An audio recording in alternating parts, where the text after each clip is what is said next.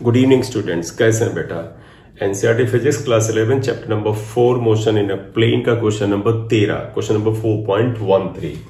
Look at the question. A man can swim with a speed of 4 kilometre per hour in still water, यानी रुके हुए पानी में एक आदमी 4 किलोमीटर पर आवर की स्पीड से तैर सकता है। How long does he take to cross a river 1 kilometre wide, 1 kilometre चौड़ी रिवर को पार करने में उसे कितना समय लगेगा। If river flows steadily at 3 kilometre per hour, this is the velocity of the river. तो जो डेटा एक मिनट लिख लेते हैं, देखिएगा velocity of river is 3 kilometre per hour and velocity of man is 4 kilometer per hour.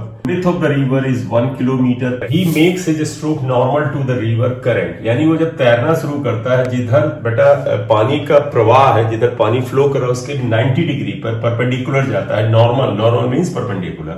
How far down the river does he go when he reaches the other bank, जब वो दूसरे किनारे पे पहुंचता है तो कितनी दूरी पे पहुंचता है। इसका डायग्राम ऐसे आएगा। इससे रिलेटेड थ्योरी आपने पढ़ी होगी, अगर नहीं पढ़ी है तो जो दूसरा चैनल है मेरा फिजिक्स फंडे विद एम सिंह सर, उस पर जाकर के रिवर बोट प्रॉब्लम को पढ़ लीजिए, वहां पर इसके बारे में जानकारी दी गई है। देखिएगा, विथ ऑफ रिवर 1 किलोमीटर है। एक आदमी यहां से तैरना शुरू करता है, इसका काम है रिवर को क्रॉस करना। ये चाहता है भाई रिवर को क्रॉस कर ले। फ्लो ऑफ रिवर क्या है, देखो velocity of river is 3 kilometre per our. 3 kilometre per our velocity of river है।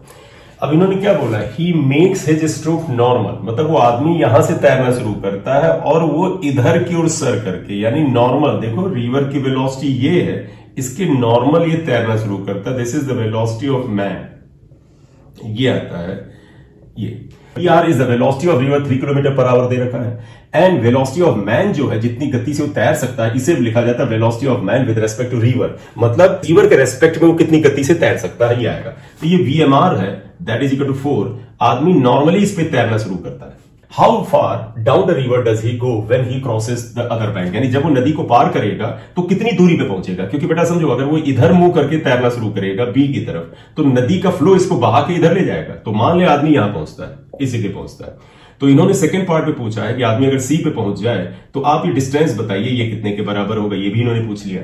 तो अब एक चीज बताइएगा, आदमी नदी को पार करना चाहता है, उसकी वेलोसिटी रिवर में 4 है, चौड़ाई ये है। नदी को जब वो पार करेगा तो how long does he take to cross the river, यानी पहला पार्ट अगर करें कि time to cross the river, तो लिखें let T be the time to cross the river. नदी को पार करने में अगर टाइम उसे टी लगता है, तो आप बताइएगा टाइम इक्वल टू क्या होता है, displacement upon velocity.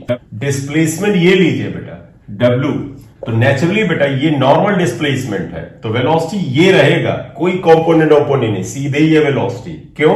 If displacement is along this direction then velocity will be taken in the same direction, that is equal to VMR, that would be equal to 1 kilometre. Distance है, ये भी kilometre per our में है बेटा, तो हमारा answer जो आएगा वो आवर में आएगा, यानी 1/4 आवर आएगा। 1/4 आवर का मतलब अगर आप मिनट में करें तो 60/4 मिनट्स आएगा। आप कैंसिल करेगा 15, तो आंसर 15 मिनट्स आएगा। ये आ गया। तो पहला पार्ट हो गया। अब सेकेंड पार्ट आइएगा। सेकेंड पार्ट में बोला है कि how far down the river he goes, मतलब वो नदी को जब क्रॉस करता है तो दूसरे एंड पे कितनी दूरी पे जाता है। मान लीजिए x दूरी पे जाता है, इसे हॉरिजॉन्टल ड्रिफ्ट कहते हैं। तो ये बताइएगा बेटा, x is a displacement along x axis and displacement equal to क्या होता है, velocity along x axis into time. आप ध्यान रखिएगा, आदमी इधर तैरना चाह रहा है, इधर ले जाने के लिए, यानी B से C ले जाने के लिए जिम्मेदार इसकी वेलोसिटी नहीं है, क्योंकि आदमी तो इधर ही तैरना चाह रहा है। यहां से यहां ले जाने के लिए जिम्मेदार नदी का बहाव है। तुमको अगर x निकालना है तो डिस्प्लेसमेंट इक्वल टू होगा velocity along the displacement into time. Time तो यही है 1/4। तो आप बताइएगा x, जिसे हॉरिजॉन्टल ड्रिफ्ट भी कहते हैं बेटा, x निकालना है, x is horizontal drift, x equal to क्या आएगा, horizontal velocity that is VR into time. VR is 3, time बेटे आप देखिएगा यही आना टाइम, दैट इज 1/4 आवर। 1/4 यानी 3/4, और ये डिस्टेंस है किलोमीटर, और 3/4 किलोमीटर का मतलब हुआ 3000/4 मीटर, और आप डिवाइड करिएगा तो 750 मीटर आएगा। किलोमीटर में आप करना चाहें तो किलोमीटर में कर लें, तो आंसर बेटा 15 मिनट और 750 मीटर आएगा। करेक्ट बेटा। तो ये था क्वेश्चन नंबर 13 का सोल्यूशन। आपने इस चैनल को अगर सब्सक्राइब नहीं किया है और पहली बार इस चैनल पे आए तो सब्सक्राइब कर लीजिए। Thank you very much.